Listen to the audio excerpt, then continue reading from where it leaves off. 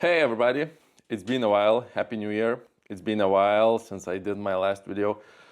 I think almost a year, not a year, but I did the Road to Refinement summary, but still it's been a while since I talked to you in a informal way.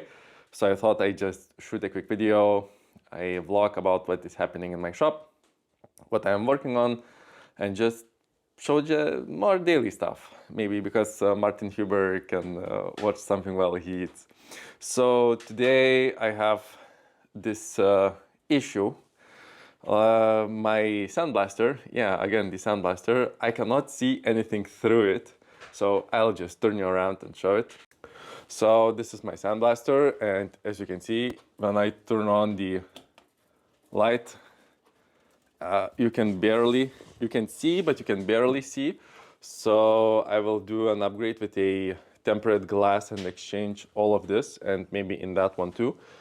And also I did the metering valve upgrade, but we have a little leaky down here. So I need to make a washer so this seals properly and we have nice flow of the media into the gun, and I think this setup will be perfect. You will ask why I'm upgrading my sandblaster the 100th time. So the logic is I try and look for the processes that create the most pain and the ones that I want to do the least and make them as easy as possible.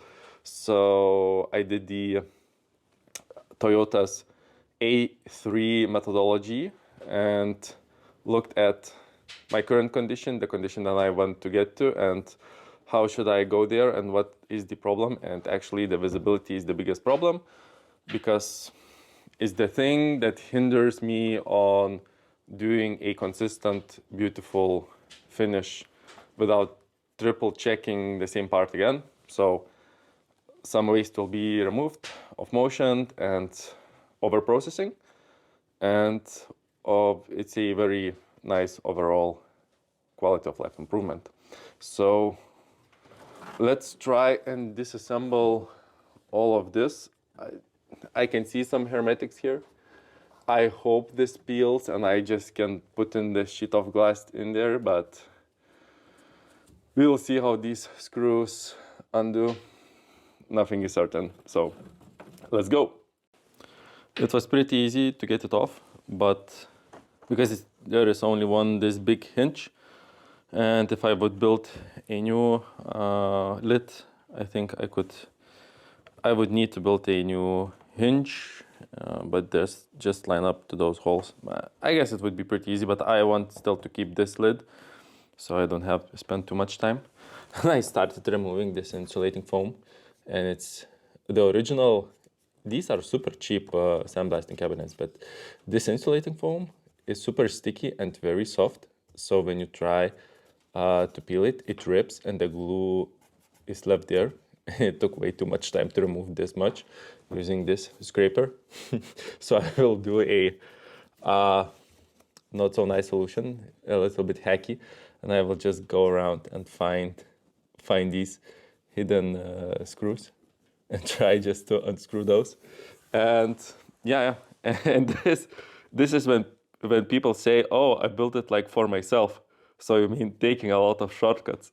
so yeah, for me it's fine. For a customer that would be never a good quality to go out of the shop, but we'll have just to do it this way. So I will try this and get back to you. All of the screws are removed. I tried very carefully removing those because these are specific length, specific thread, specific diameter, and most probably I don't have those in the shop. So if I would lose one or a couple, then I would need to go into the shop, which would be possibly next day, and this would become a multi-day process, which is not good. It's not good. I tried removing those with my Vera screwdriver, but what I found, it's way easier to do it with this because you can put a lot of pressure on it and it doesn't tend to pop out or mar the heads because you are constantly applying just pressure downwards and not trying to twist it. And I'm a Makita man, but I love these 12-volt Metabo drills. These are really nice and really light. And I kind of see a parallel here, right here, where you see the macho thing, which could be super nice to use because it got power. But this one is weaker, but way lighter, way smaller, very agile.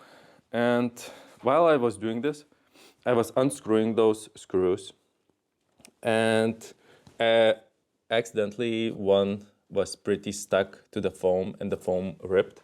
So I tried to cut those out and clean out, where I used my Angus blade, Angus scalpel, which is super nice. And the parallel comes in here, where there's a bigger, more powerful choice, but you still choose the smaller thing. And I did not use my Varna's knife, the way bigger bushcrafter that I have everywhere with me. I chose the thing that is most convenient to me. And the thing is, things are flashy, things are big. We buy those because they are powerful and nice, but what we tend to use sometimes are not the sexiest things, are not the biggest knives that we have on ourselves, but we use something smaller, something that is way more convenient. And this really goes together with where Baltic Blades is going, with meant for work, where I try and focus and make things that to be actually used, to be actually ergonomic and easy to carry, to have it with you with small sheets that work great. Then you tend to have the knife with you and you tend to use it. Because if the knife is way too big, is way too thick, the sheath is uncomfortable or way too big, you don't carry it. And if the knife is not with you, you don't tend to use it. And so yeah, I just found it that I use this. Like Erica from Erica's EDC says, use your shit. And I used the scalpel that I have on me. And it was so nice because it's really thin and it goes through the foam really nicely, and you just clean up the head of the screws and they don't rip it. So yeah, just found it somehow philosophical. I guess it's the New Year's. Well, this was so much easier than expected.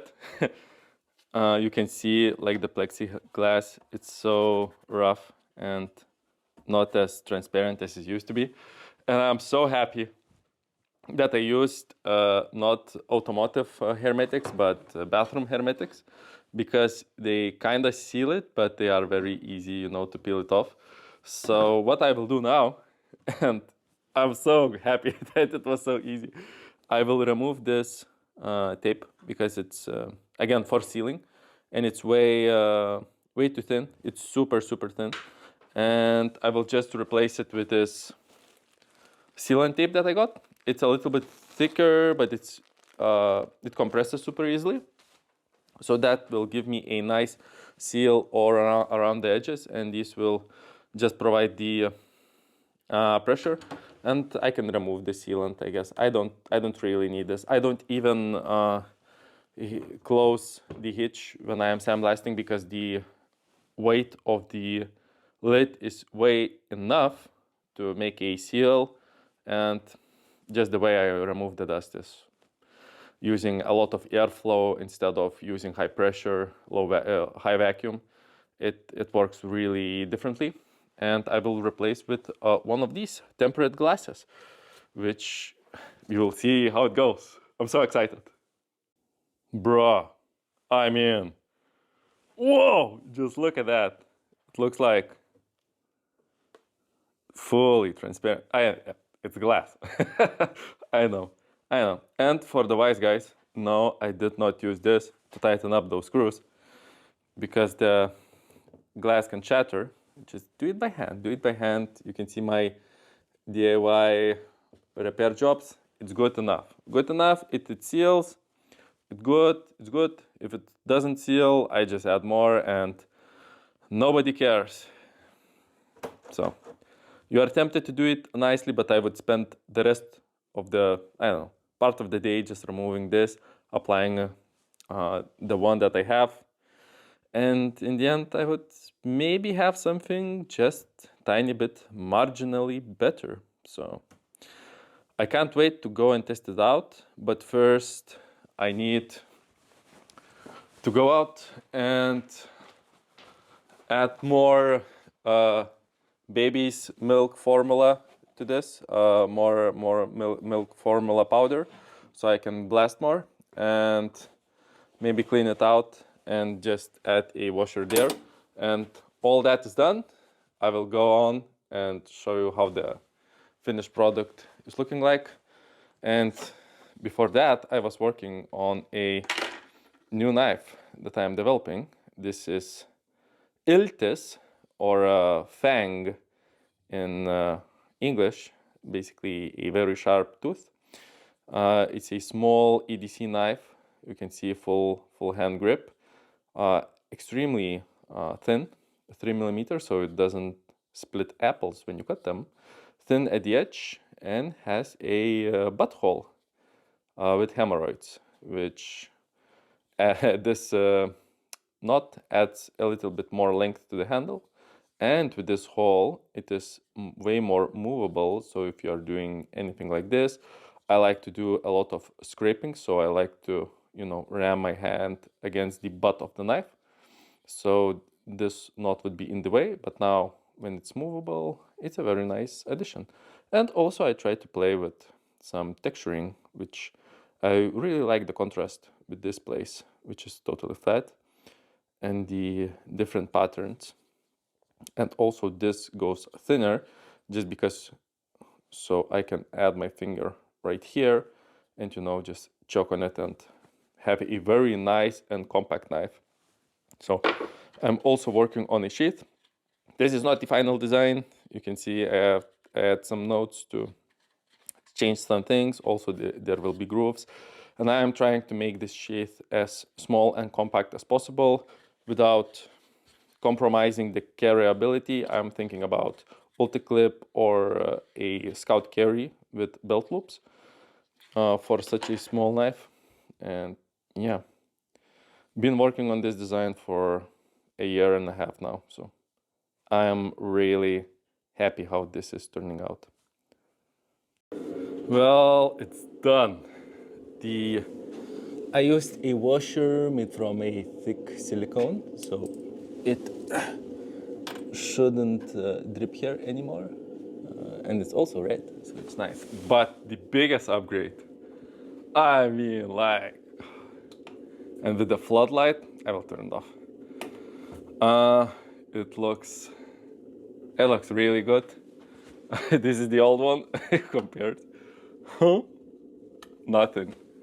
And this one is like night and day. I mean, it's so great. You can see, Jesus Christ. Let me pause it. The compressor went off, but I mean, it's so good. It was so easy, and now you can see it so clearly. It's so nice. It's so nice. It was the easiest upgrade to this thing. I cannot recommend it enough.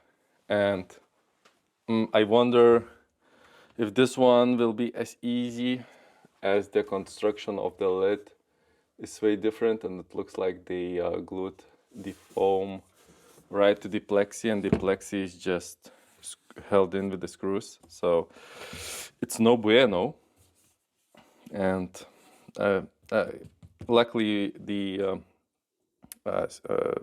not steel, the glass goes to these screws, so maybe I will make some holders to hold it, but this operation does not require as much visibility, and it is way faster. Hey Keith, everybody go to knifematerial.at, a great shop for handle materials from Austria, but we'll see that if this goes. Maybe in the next video or sometime later, because it's not the biggest urgency. But now now I can work with comfort. So great. Tee. Well, I got a little bit too impatient and just very excited about how good it looks. So I started doing the second one, and the construction is totally different. And there was only like, it was glued on here on the plexi. You can see here. It was on the plexiglass, and the screws are embedded inside. Not the perfect thing, but so I am working with a little bit longer torque screws, and I am 3D printing small, if it would focus, small spacers that go below these washers, and then on top goes these nuts, so we don't have any canting, I guess, so it doesn't go like this, and there is not a stress concentration, and the glass doesn't shatter. Fingers crossed, foreshadowing maybe. And I printed only 3 to test it out. Printed some with lips because I wanted maybe to screw them on and these would hold the glass, but nah, it's way too weak, of course. So I'm just printing these as spacers. I will print some spacers here, there. And I also want to transfer this handle because I like it a lot. And that will go, of course, not into the glass, but in this bottom area. And for the sealing up all of this, because you can see we have quite big gaps, I'm still figuring out the solution, but most probably I will glue it inside the box because there is a nice smooth edge, and this should seal up really, really nice.